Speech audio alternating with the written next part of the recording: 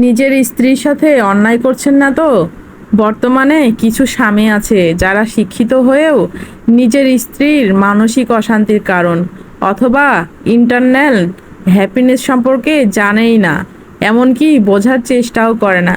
সত্যি বলতে এমন অনেক স্বামী আছে যাদের স্ত্রী বলে যে আমি তোমার সাথে মানসিকভাবে ভালো নেই, তারা অবাক হয়ে তাকিয়ে থাকে। তখন স্বামীরা চিন্তা করে এবং স্ত্রীকে এটাও বলে যে তোমার ভরণ পোষণ সব কিছুর দায়িত্ব আমি নিচ্ছি, তাহলে কেন তুমি ভালো নেই?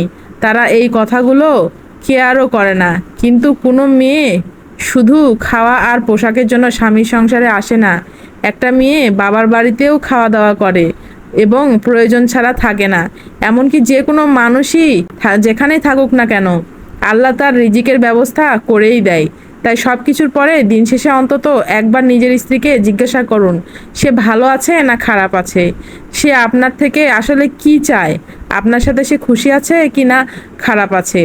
স্ত্রী আপনার নিজের, এবং তার সাথে দূরত্ব সৃষ্টি করা মানে নিজের ক্ষতি করা। আপনি আপনার স্ত্রীর মানসিক অবস্থা বোঝার চেষ্টা করুন। নিজের স্ত্রীকে প্রেমিকা মনে করেন।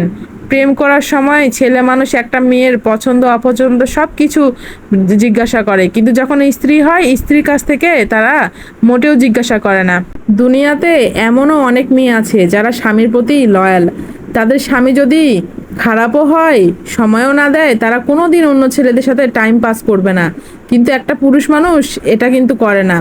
আপনাকে বোঝানোর চেষ্টা করবে, যদি আপনিও না বোঝেন তাহলে নীরবে কান্না করবে অথবা সংসার ত্যাগ। অথচ স্বামীরা এতই ব্যর্থ যে তারা তখনও বোঝার চেষ্টা করে না কেন এমন হচ্ছে, তারা না বোঝার ভান করে থাকে। তাই আপনার ভুলের জন্য একটা মেয়েকে মানসিক কষ্ট একা দিনের পর দিন সহ্য করতে দিবেন না।